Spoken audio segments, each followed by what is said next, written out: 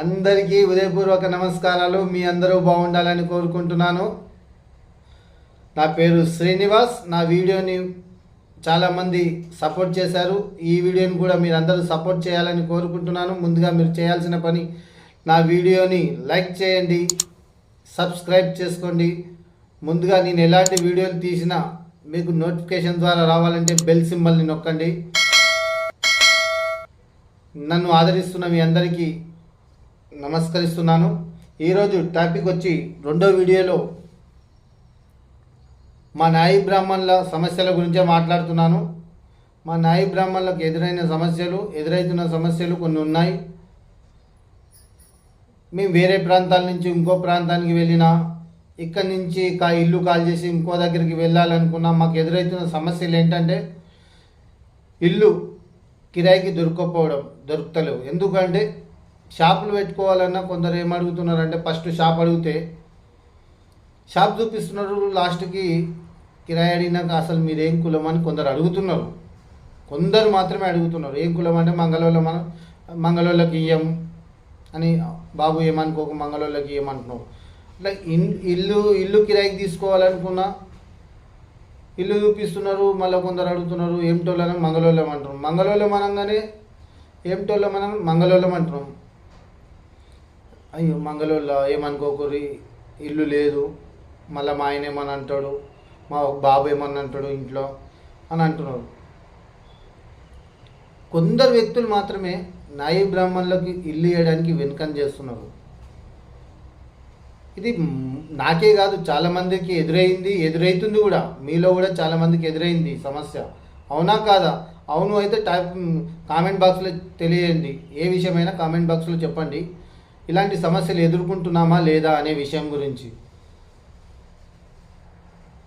నేను ఈ విషయం గురించి తెలుసుకున్నప్పుడు ఏమన్నారంటే కొందరు వేరే వాళ్ళని అడిగితే, అరే మీరు మంగళోళ్ళు కదా, మీరు షాప్లో కటింగ్లు షేవింగ్లు చేస్తారు, ఆ బట్టలు తెచ్చి ఇంట్లో విండితే అది దరిద్రము, మంచిది కాదు అంటారు. వాళ్ళ ఆలోచన తప్పు. వాళ్ళ ఆలోచన తప్పు.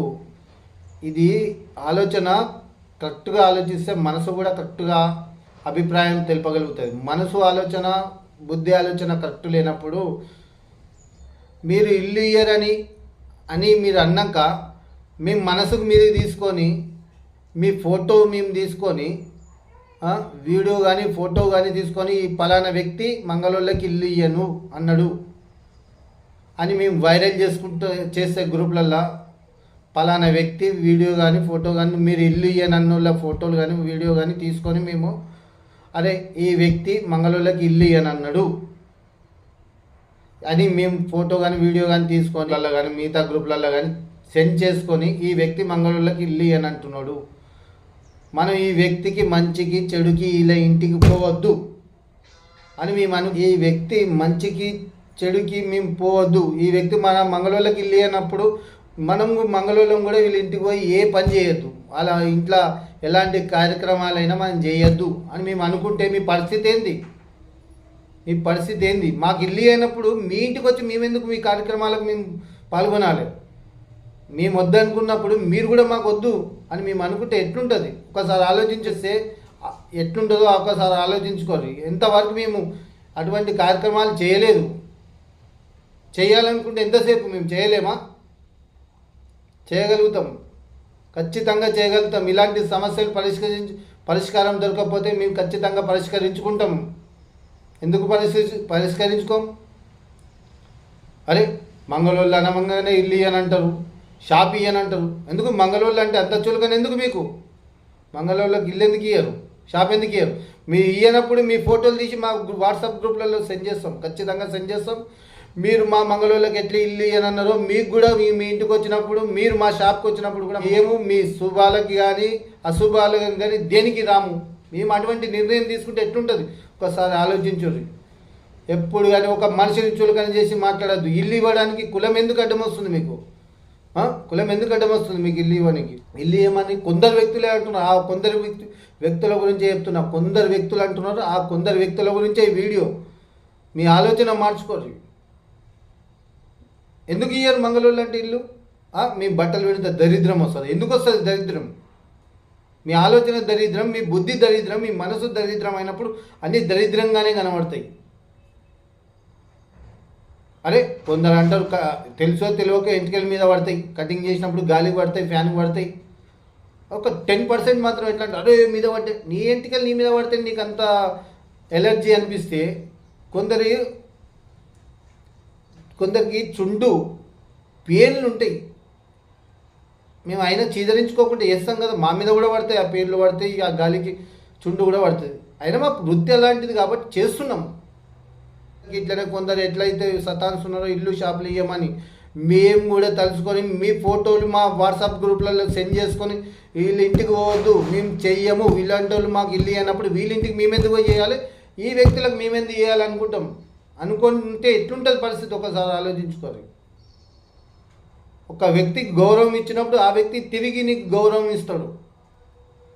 గౌరవించాలంటే నువ్వు ఆ వ్యక్తికి గౌరవిస్తేనే తిరిగి ఆ వ్యక్తి నీకు గౌరవిస్తాడు. చులకన భావన మానుకోవాలి. ఇలా చాలామందికి ఎదురవుతుంది సమస్య. అరే కొందరు వ్యక్తులు మాత్రమే ఇట్లా మంగళోళ్ళని ఇల్లు ఏమంటున్నారు. ఇక ఇట్లా మార్పు రాదనుకుంటే మాత్రం మేము కూడా మారాలనుకుంటున్నాం. షాపులు బంద్ చేయాలనుకుంటున్నాం. బంద్ చేస్తాం ఖచ్చితంగా. మా డిమాండ్ నెరవేరే వరకు మా షాపులు బంద్ చేస్తాం.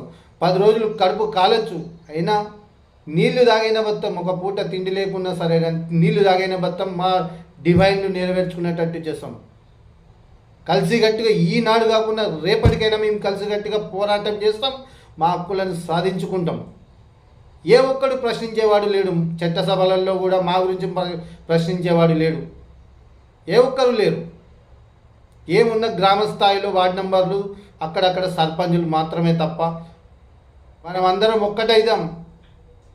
ఈ రోజు కాకుండా రేపటి ఇంకో 5 సంవత్సరాలు కానీ 6 సంవత్సరాలు కానీ ఈనాటి నుంచి వేసుకున్న బాటే రేపటికి పూల బాట అవుతుందని. ఇప్పుడు కష్టం ఉండొచ్చు, రేపు ఆ కష్టానికి తగ్గ ఫలితం ఖచ్చితంగా ఉంటుంది.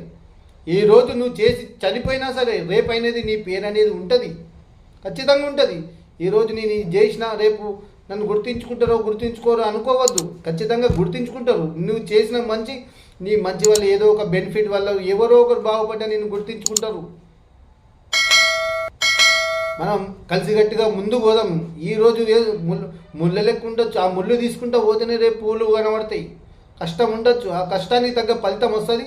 మనకు చట్టసభలలో మనకు మంచి పొజిషన్ రావాలని కొట్లాడదాం. అందరం ఏకమవుదాం. ఇట్లాంటి వాళ్ళు ఇల్లు ఇయ్యను అనేటోళ్ళకు కూడా కట్టు సమాధానం చెప్దాం.